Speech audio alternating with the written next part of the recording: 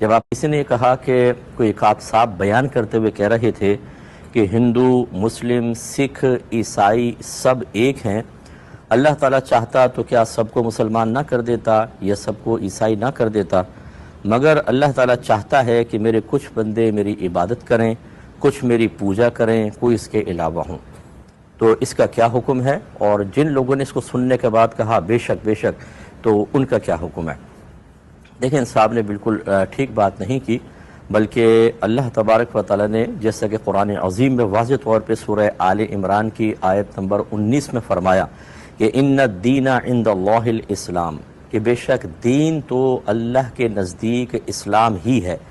اور اسی سورہ آل عمران کی آیت نمبر 85 میں اللہ تعالیٰ نے فرمایا کہ وَمَن يَبْتَغِي غَيْرَ الْإِسْلَامِ دِينًا، جس نے اسلام کے علاوہ کسی اور دین کو تلاش کیا، یعنی اس کو اختیار کر لیا، تو فَلَا يُقْبَلَ مِنْهُ، تو وہ دین اس سے قبول نہ کیا جائے گا، وَهُوَ فِي الْآخِرَةِ مِنَ الْخَاسِرِينَ، اور وہ آخرت میں خسارہ اٹھانے والوں میں سے ہوگا۔ اللہ تبارک و تعالیٰ کے ماں سوا کی عبادت کرنا شرک ہوتا ہے۔ اگر کوئی اللہ کے لیے بیوی ثابت کرے، بیٹا ثابت کرے، یہ بھی شرک ہوتا ہے۔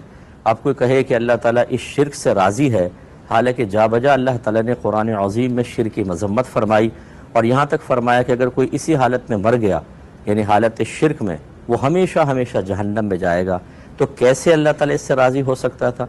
ایک چیز ہوتی ہے کہ جیسے میں مثال دیتا ہوں کہ ایک بیٹے کو باپ نے بیٹے کو منع کیا، بیٹا ان لڑکوں کے ساتھ مت کھیلنا۔ کچھ عرصے بعد باپ آیا تو بیٹا انہی کے ساتھ کھیل رہا تھا، تو باپ نے یہ سوچ کر کہ ابھی میں اس کو ماروں گا، پیٹوں گا، ڈانٹوں گا، یہ ڈسہارٹ ہوگا، گلٹ فیل کرے گا، وہ دیکھ کر چلا گیا کہ گھر آئے گا تو پھر میں کروں گا۔ اب بتائیں، اس نے یہ بیٹے سے راضی ہو کر چھوڑ کر گیا ہے، یا اس نے اس لیے چشم پوشی کی ہے کہ ابھی ایک مصلحت ہے؟ تو آپ یہ کہیں گے کہ مصلحت کی وجہ سے باپ راضی ہو کر دیکھ کر اس کو اجازت دے کر نہیں گیا ہے۔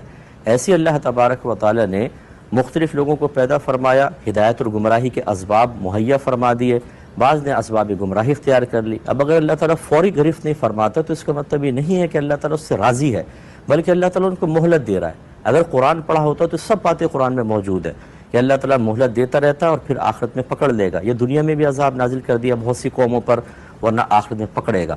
لہذا جو اس قسم کے عقائد رکھے گا وہ دائرہ اسلام سے یقیناً خارج ہے، اور جس نے اس کی تائید کرتے ہوئے، یس کہتے ہوئے بے شک کہا، وہ سب بھی دائرہ اسلام سے خارج ہو گئے۔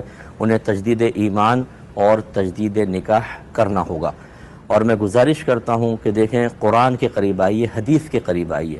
جب آپ قرآن کو پڑھتے ہیں تو اس میں آپ کے بیسکس عقائد بہت اچھے مضبوط ہوتے ہیں، اس میں نصیحت ہیں، اس میں عذاب کی وعیدیں ہیں، اس میں جنت کی ترغیبیں ہیں، اس میں احکام شرع بیان ہوئے ہیں، پچھلی قوموں کے عذابات کے واقعات ذکر کیے گئے ہیں، تو انسان صحیح ہدایت کی طرف آ جاتا ہے۔ وہ حدیث کو ایسے پڑھیں، فائدہ ہوگا۔